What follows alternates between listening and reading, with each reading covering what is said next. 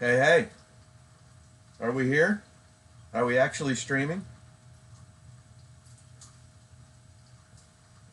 Let me see if I can see if anybody's showing up here. How do I do this? Hello, hello. Anybody on? Anybody out there? Ready for a live first stream? Let me wait a minute here. I don't know how to do this, so let's see what happens. Aaron's here. Ah.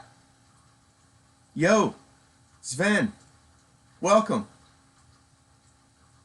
Where are you from?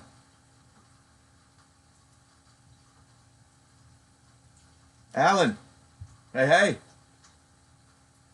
Looks good so far. All right, well, that's it for this week. Just testing. See you guys later. Thought I'd pop on. Oh, okay. Nice. Thought I'd pop on and answer some questions. And hey, Forrest, Sheldon. Thought I'd pop on just to say hello and how thankful I am for everybody that tunes into the channel.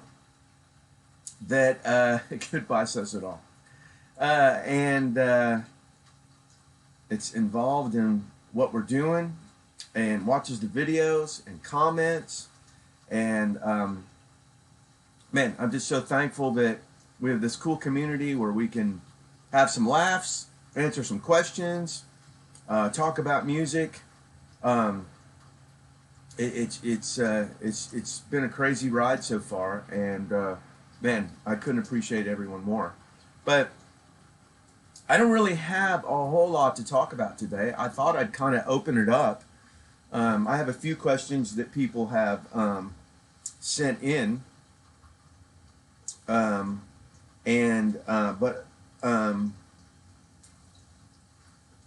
I really wanted to open it up, see if anybody, we could talk about anything, ask about anything. It's a lazy Sunday morning here in Hendersonville, Tennessee. And hey, Job, little bit of rain, lazy Sunday. I thought I'd try to get this in before all of the NFL fans here start watching the noon game. But man, if anybody's got any questions or about music, wow, hello from Israel. That's sick. That's awesome. Hey, Mark. Anything about music, anything about me, anything about life, anything about whatever. Happy to talk about it. Happy to answer. Any comments about the channel? No bad ones. Just kidding. But ask away. If there's anything you guys want to know, talk about. Love to hear what your setups are about. Cass, what are some trade secrets that people are usually reluctant to share? Ah, man, that's a good one. I have none. I try to share everything I know. I've been really super lucky to work with a lot of great people who are super smart and super great at what they do,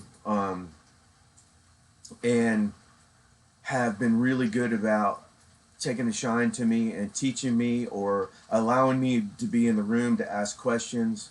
So, man, I try to puke out everything I know, and I feel like my channel's pretty honest in the things that I show.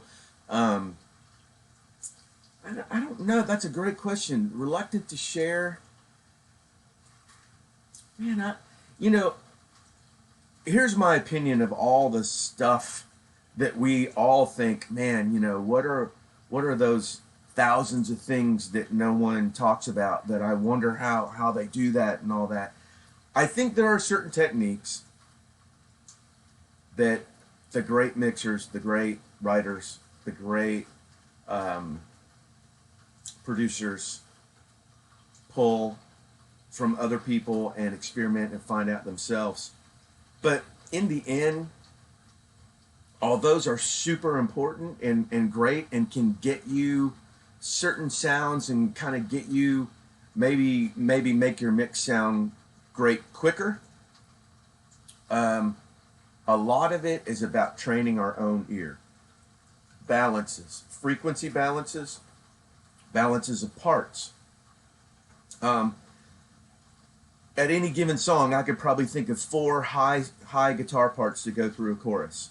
But if I put all 4 of those, I mean, not me, all of you, we could all think of 4 great parts to put up in the chorus. But if you play all 4 at once, you're not going to hear what any of them are doing. So frequency balancing, parts balancing, and I think a lot of the greats, that's what's more important than the actual secrets that they're hiding. Because I don't really think there are many, especially with all the channels out now. Rick Beato's channel, Warren Hewitt's channel, my channel. I mean, stuff gets out. It's not like when I was a kid, when I would just look at a magazine and, what's going on here? What do I got to look and find out? But training your ear to hear the balances of what's going on in a song, training your ear to hear how they make the most of the things that they do, and not just puke out every idea that they have. I used to do that all the time. Every idea that I had, I'd throw out a song, and then I'd play it back and go, I can't really hear any of it until I solo it up. So find the best ideas for the song, whether that's an EQ choice or a part choice or whatever. And if you find the best ideas for the song will take care of itself. And number one, always, write a great song. You don't want to spend 12 hours producing a track and 10 more mixing it on a song that's not great. So anyway, probably went a little too long on that, but hey, it's my first live stream and my first question. Yes. Alan, Unseld, how did you get with Blackhawk? I graduated from high school in Indiana and moved to Nashville, went to Belmont University for a year and met a bunch of friends for life, incredible musicians, singers, whatnot. One of them is one of my best friends of all time, an incredible guitar player, producer, writer, Dale Oliver. I met him that year, and after that, I bailed on Nashville, and I lived in LA. Lived in LA 5 years. When I moved back to Nashville, one of the first calls I got was from my old buddy Dale Oliver, who we kept in touch in LA. Kept in touch the whole time. And he said, hey, look, there's this group that I just played on their record, and they're just about to go on tour, and they need a drummer. So he said, you want to come in and play in the studio on 2 or 3 songs for a demo and see how it goes. So I came in, played on 2 or 3 songs of the demo, and it went great. And they said, hey, you want to do this? And I did. And I did it for 6 years. Ended up producing some stuff on their greatest hits. I love all those guys with all my heart. Still, we keep in touch. They're awesome guys. They're still doing great on the road. And just like everything in life and business, you got to be ready for the opportunity. But I was at the right place at the right time and knew the right people. So it was fantastic. Great run. A lot of laughs. A lot of great shows.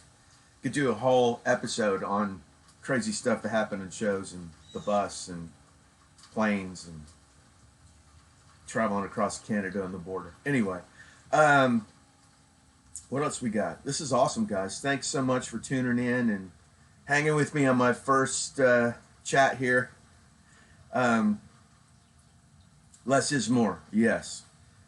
Hi from Eastern Canada. Your videos have been very helpful. Thank you so much. Thank you, Tracy. I appreciate that. I love Canada.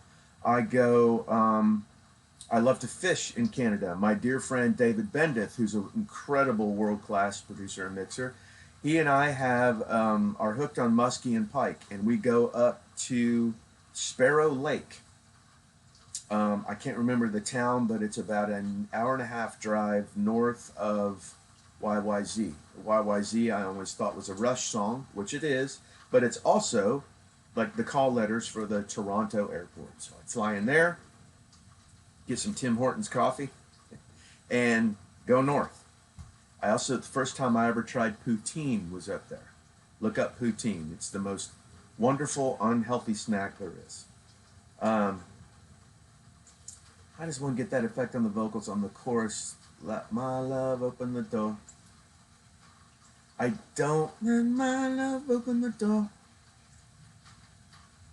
I can't remember in my head what that vocal effect is. Anybody know? Help out that sub here in the comments. It may be a vocoder. If it is a vocoder, there is a great there's a great vocoder program for great vocoder VST instrument. I think it's called Vocal Synth 2 by Isotope. So try that out. It's amazing. It's the only one I use. El Zambra says, who let the dogs out? I don't know. They better get them in. Steve, Kenny, bro, yes, hope you're well. I am well. And I'm glad you're here. I'm glad everyone's here. In case you missed it at the beginning, and I don't want to overdo this, but I'm so thankful for this channel, and I'm so thankful for everyone who watches. I'm thankful for every comment, even the bad ones. I learned from it all. And I could have never, I had no idea what ever, I didn't even own a camera when I started this. So thanks, everyone. Thank you, Terry. I appreciate it. Terry Golson. Thanks, Terry. The Malt Tones. Greetings from Detroit. I love Verner's. I lived in Flint, Michigan till the 3rd grade. So I hear you. Han 36 Solo. Hey, Bobby, great channel, dude. Thanks. From one Star Wars fan to another. Larry Stevenson. Hey, Bobby. Kim and I are listening. Van used Mike Baird on his early solo stuff. Do you know him? Larry Stevenson is the brother of Van Stevenson that was in, I was in Blackhawk with. I am a huge Mike Baird fan. Mike is an incredible drummer. He was a studio player. He played a tour for Journey. I did meet Mike once in the late 80s, and I was a kid, and it was in a session for Russell Hitchcock, the singer of Air Supply. And he was extremely nice to me. He cut the song in the first or second take. And for everyone who's a drummer out there who wants, Mike Baird has a new YouTube channel. I think it's called Mike Baird's Drum Cubby. And he usually tells a cool story at the end. And he also kind of goes over his snare drum collection. Amazing drummer, played on all that Rick Springfield stuff, played on all kinds of TV stuff. One of my heroes, for sure, and played his butt off on my Van's record. That album was called Righteous Anger. Mike Baird, a legend. Can you, 8-Minute Axe, hey Mark, can you talk about some basic rules of thumb regarding where to put instruments in respective frequencies? Yeah. I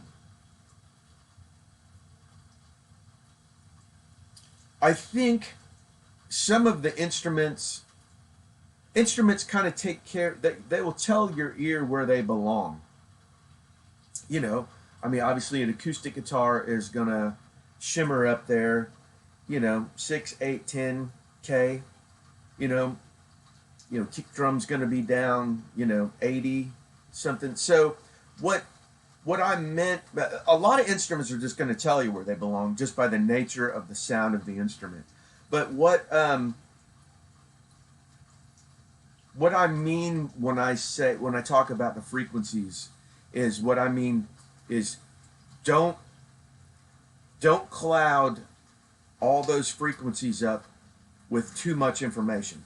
If I've got an acoustic guitar, a hi-hat, a tambourine, overheads, um, uh, um,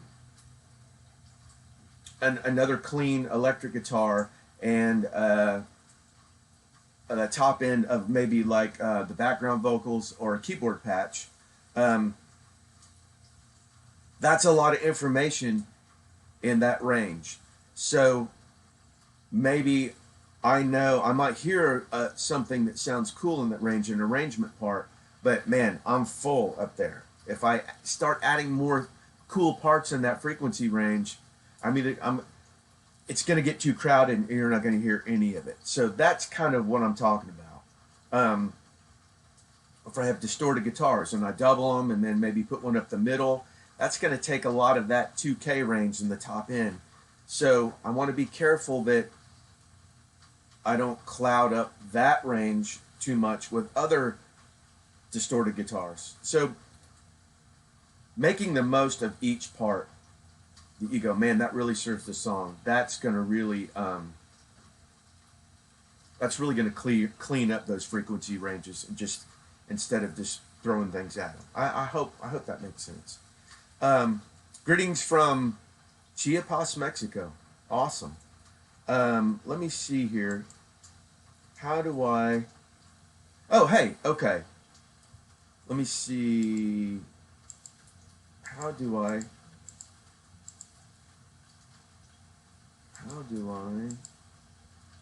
David. Thanks, David. Hey, Dr. Bob, love the channel. What is your all-time favorite kick drum in a rock or metal context? I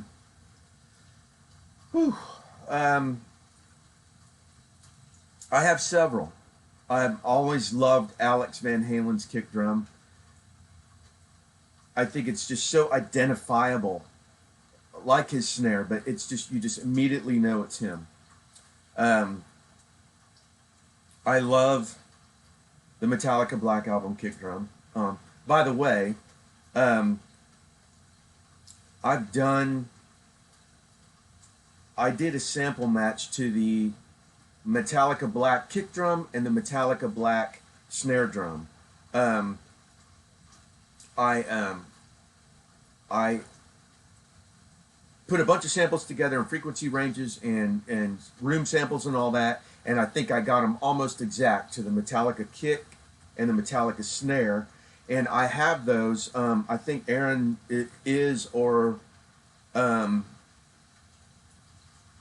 Aaron has or will put up maybe like a link to those. They're pay what you want, but they sound really good and they're really close, and you don't just have to use them for metal and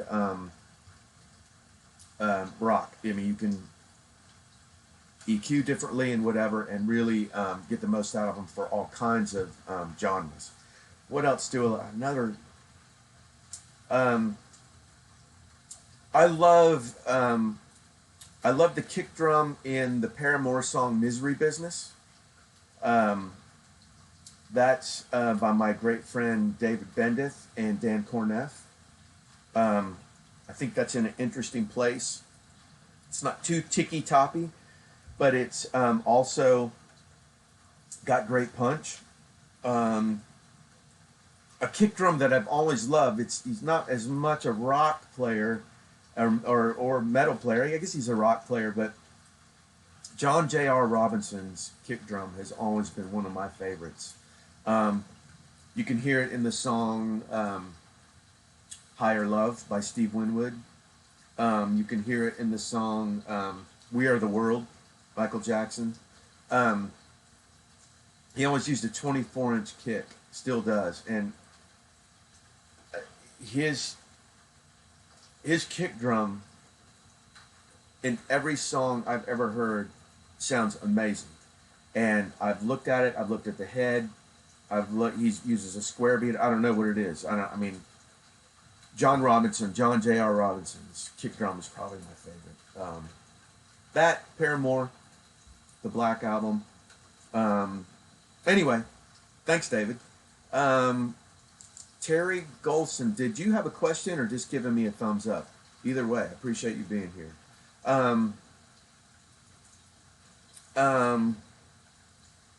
Guillermo, Del Noche Studios, we learned from you. Much appreciated.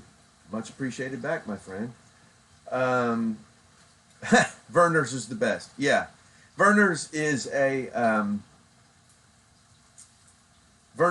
ginger ale that's popular or may come from up in Michigan. So that's back to my Michigan comment. Love Werner's. Lynn Baird. Baird Power. Yes. What else we got here? Hi, David Keller. Tempo mapping. How do you use it when recording? Say a solo guitar vocalist, or do you give them a click and get them to record to the grid? Tempo mapping. Tempo mapping, as I understand it, is usually something that I do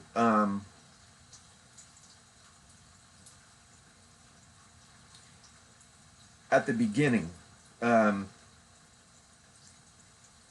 right when the song starts, or when we're about to record it. Sometimes I'll bump up the choruses of the song like 2 beats a minute or 3 to get like a natural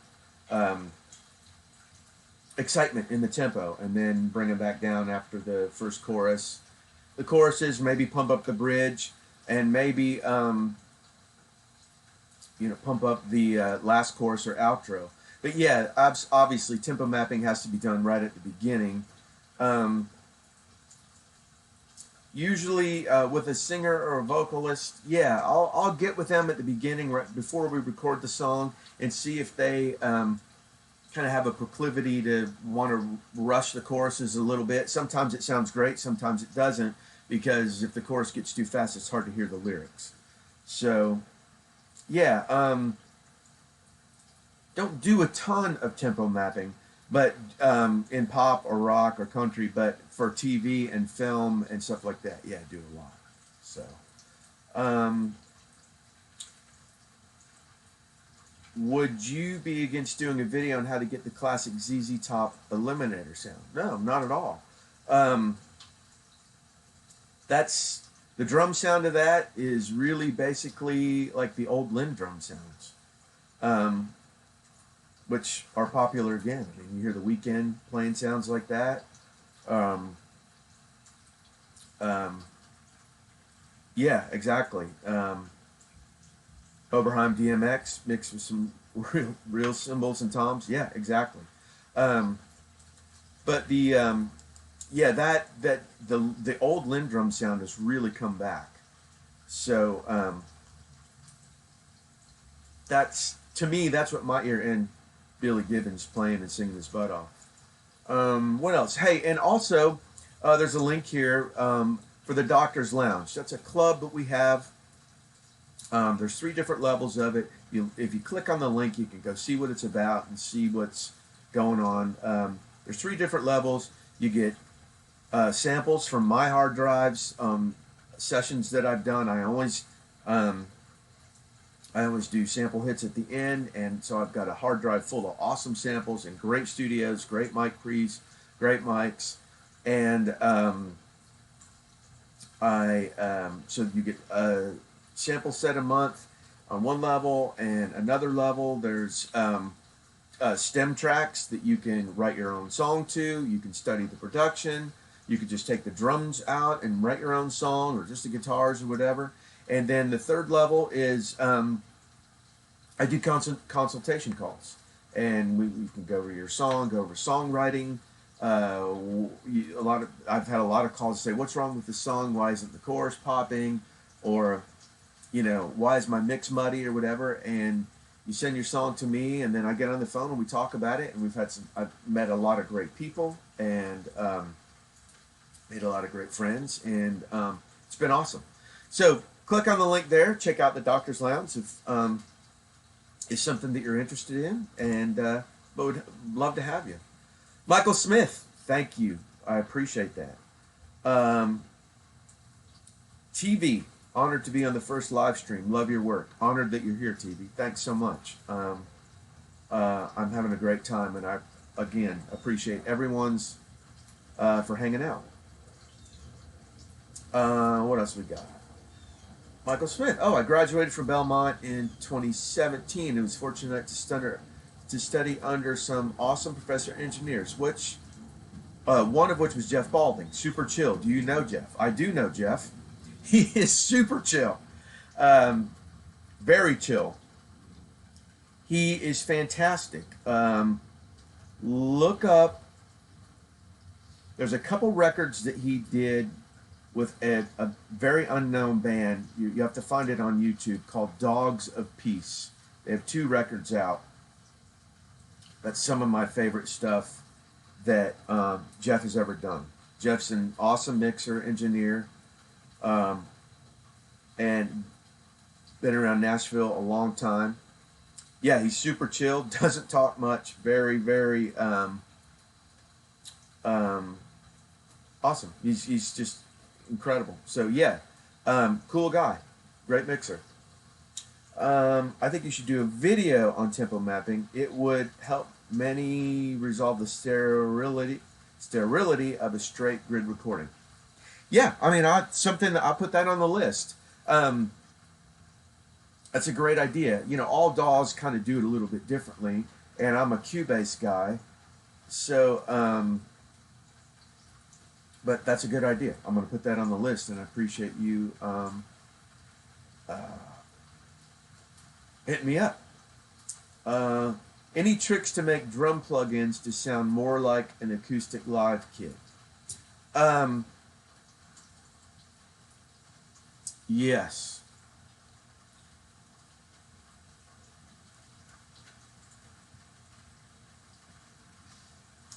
I think, let me start with saying, get the best VST plugin with the best sound source there is. I'd recommend Superior Drummer 3. I'd recommend Easy Drummer 2. I'd recommend Addictive Drums. I'd recommend Coded 19 for rock. That's Dan Corneff's kit. I'd recommend Stephen Slate. If you start with these type sound sources, you're already 90% there. After that, using great plugins, 1176 stuff, SSL stuff, all of these type companies make great plugins for all of this. So I think I have some videos. Go through my video list, and I think there's some stuff that shows snare and drum compression. I also have some great free samples and some cheap ones in my store. Some great 70s samples that were recorded in a great studio. So what I'm trying to say is the sound source is super important, because after that, you're only going to be EQing and compressing the source. So try to save some money, or to buy one of these great VST plugins, and I think that's going to get you a lot further down the road. The other thing too is, when programming drums to sound like a live kit, less is more. Don't get too tricky with the hi-hat. Don't get too tricky with kick drum patterns. Listen to the radio. Listen to what Dave Grohl would play. Listen what Jeff Porcaro would play. Listen what John J.R. Robinson would play. Most of the great drummers that are playing pop or rock or country, listen to country music. Listen to what Chris McHugh would play. They're very basic drum parts that don't get in the way of the other stuff. So also that's a big giveaway if it's a live, if you want it to sound real or not too. Simplify what you play, and that'll get you a long way. Rick, thank you, Rick. Okay, so if you love me or hate me, it's this guy Rick Beato's fault. Obviously, everyone here I'm sure, knows about Rick. Thanks, Rick. Everyone here knows about his channel, watches his channel, subscribes to his channel. If you don't, you should. Tell a quick Rick story. I was having coffee one morning and stumbled on this guy, Rick Beato, and thought, oh, this looks interesting, and watched his video and binge watched about 5 or 6 or 7 or 8 or 10. And I thought, this guy knows more about music than anyone I've ever worked with. And I have a pretty good list of people that I've been lucky enough and fortunate enough to work with. Somehow I knew his name. I knew that we crossed somewhere, and I Googled his name and found out that we both worked with the band Shinedown. So I called Shinedown's A&R guy and said, hey, I need Rick Beato's number. I called Rick out of the blue. He would have looked at the phone and seen a number that he didn't have in it, and he actually picked up. And I'll give you his number right now on the live chat. No, just kidding, Rick. And I just said, look, man, I don't want anything. I just want to tell you, I just watched about 10 or 12 of your videos, and I feel like I've gone to Berkeley. And your videos are so entertaining and awesome and cool. I just want to say thank you. I got no ulterior motive here. And he said, okay, cool, man. Well, I said, hey, if you're ever in Nashville, like we do, schmoozy. Hey, if you're ever in Nashville, give me a shout. Well, about 2 months later, he was in Nashville and gave me a shout. He said, hey, you want to hook up? And I was like, yeah. I said, hey, I'm at a studio down the road. He said, great, I'm here for NAMM, Summer NAMM. He came down the road, and he came to the studio, and we talked for 3 hours about Steely Dan, Gino Vanelli, life, music, Larry Carlton, Metallica. And neither of us would shut up. And at the end of it, I felt like this is really a brother from another mother. And it's been that way since 2 years ago. And at the end of it, he said, you're going to be a YouTuber. And it totally freaked me out. He said, you need to do this. I'm going to help you. You're going to be a YouTuber. You have the gift of gab. You love music like I do. And you're just going to do it. And it messed me up. I didn't have a camera. I've never been on camera, except if I'm playing drums. And I called my wife on the way home, and I said, I was driving home. I said, the strangest thing happened. I just met this guy. I felt like I've known him for 20 years, and he said, I'm going to be a YouTuber, and it's messing me up. So, here I am. It's all Rick's fault, and I appreciate you, Rick. I love you, man, and thank you for all your support and all of your calls. And, I mean, lots of times we'll talk about life. We don't talk about music or YouTube or whatever. So, anyway. What else we got? The free samples are great, Bobby. Thank you. Grabule?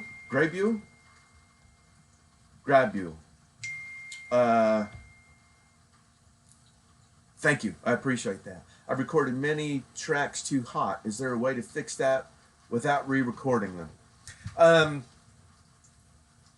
It depends. If they're distorted, no. Or if they're too compressed, no. If they're just too hot, obviously you can just clip gang them down. If they're hitting your compressor or whatever too hot. But as far as as far as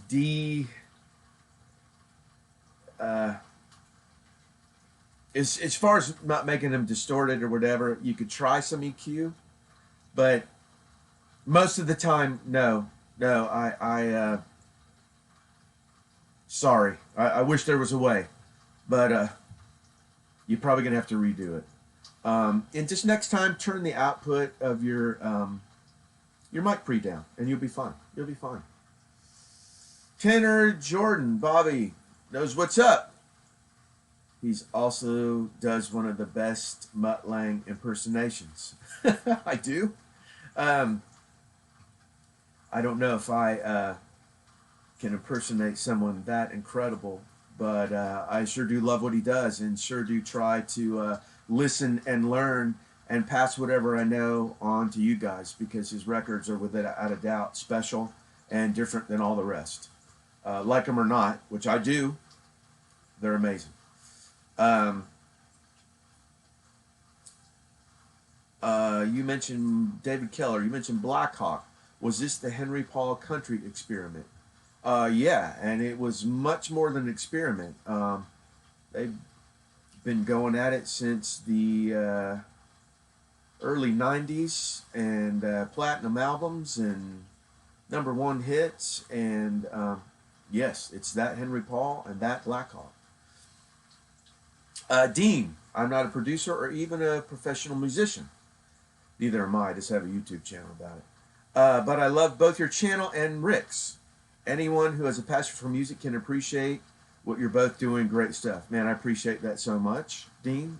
Thanks for watching. I try to make it entertaining. I try to throw some dumb stuff in there for a laugh. Look, we all need a laugh, right? Life can be fun. And I appreciate that. I appreciate the kindness. Cheers to Rick for making Dr. Bob start a channel. Thank you, David. Thank you, Rick. Greg Mann, hey there. Hey, Greg. Want to remind everyone else, too, that Aaron's putting up some links to the Doctor's Lounge where you can sign up and get free samples, free... well, you can sign up. There's 3 levels. You can get samples. And stem tracks, or you can get samples, stem tracks, and some one-on-one call and consultation on your tracks, your production, your songwriting, whatever. So check it out. It's been great. Met a lot of great friends. We're super proud of it, and check it out. See if it's for you. No pressure, but a lot of fun. Let's see what else. Yes, Aaron, RX-D clip works sometimes. That's a great answer. The RX-8 and the RX stuff is amazing. You can get some air conditioning noise or room noise out of stuff. That's a great one. Soothe, yeah, possibly. Greg Mann said Soothe. Soothe is an unbelievable plugin for basically finding the worst part of your sound and dipping it down. I first learned about it by watching a video by Eric Valentine. And he said he used to spend hours notch EQing out places in singers' vocals that were harsh, and he basically puts that on there now and it works itself. And I feel the same way. And it's not just for vocals. You could do it for...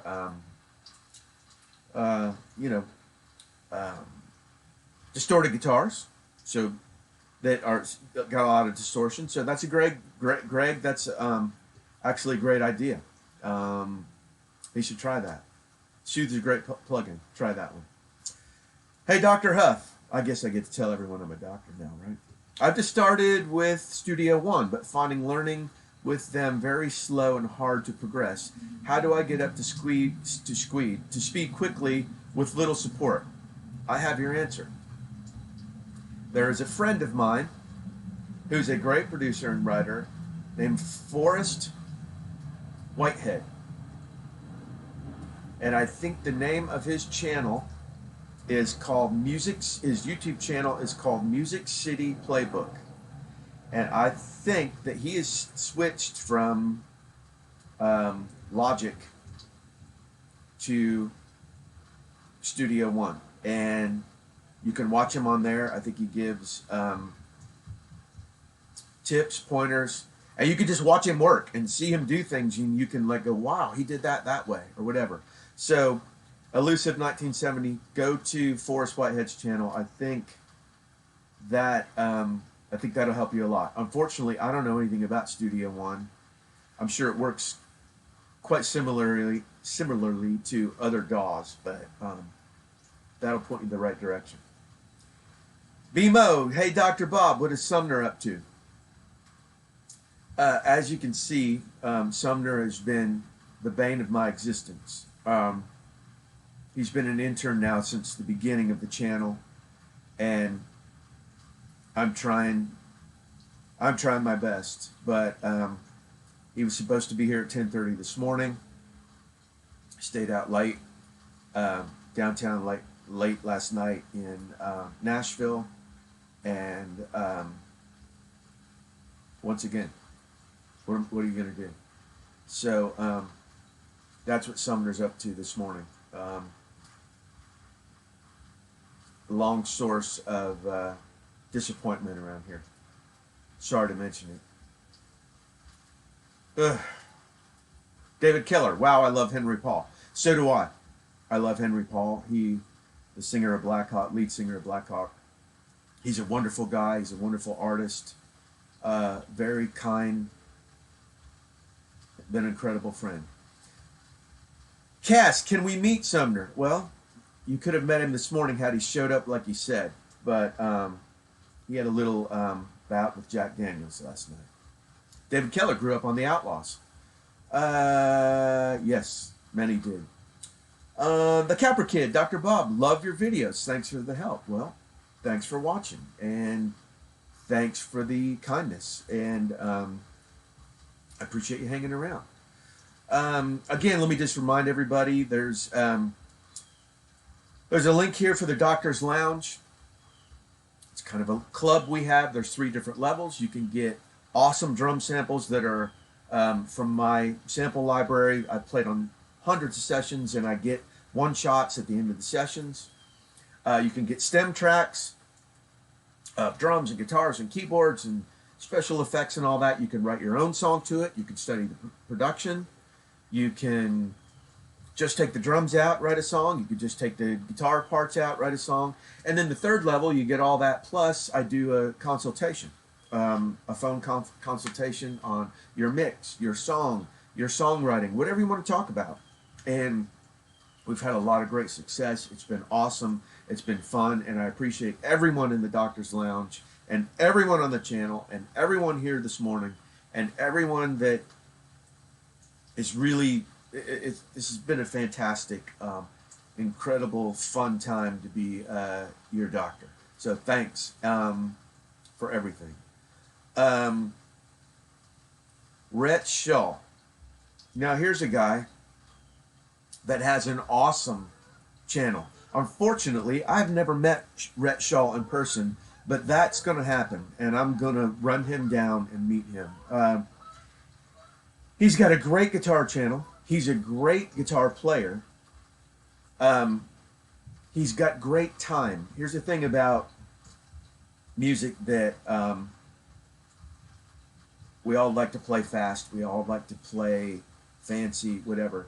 But every instrument, bass, drums, guitar, keyboards, if you don't have great time and you can't play in the pocket, then it's going to be hard for you to get called or hired or make a living doing it. Great time is, I mean, you think of even as Eddie Van Halen with all the finger tapping and great solos and all that, just listen to his rhythm playing on Panama, or just listen to his rhythm playing on Unchained. That, to me, is the real essence of musicianship and Eddie. Go check out Rhett's channel. I think it's just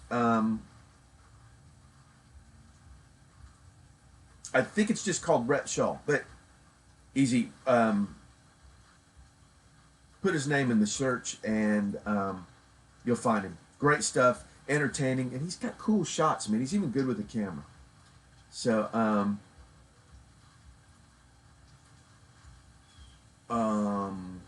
what else we have? Most chefs have good time. Why you? David, better question. What's your favorite kick drum that you have recorded in a rock or metal context? Oh, you mean an actual kick drum. Do you have one that always gets to meet and attack? Yes. I have 2.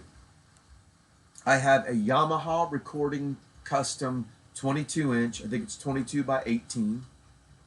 That is great for like. Sorry, David, I didn't understand your question before. That's great for like classic rock or Ringo type stuff or traveling Wilburys type sounds or whatever. And then I have a 24 by, I think it's 18 as well, or maybe it's 20, 24 by 20 custom Mapex snare drum that I when I endorsed Mapex. It's a Mapex. It basically has Mapex hardware with a Slingerland shell that was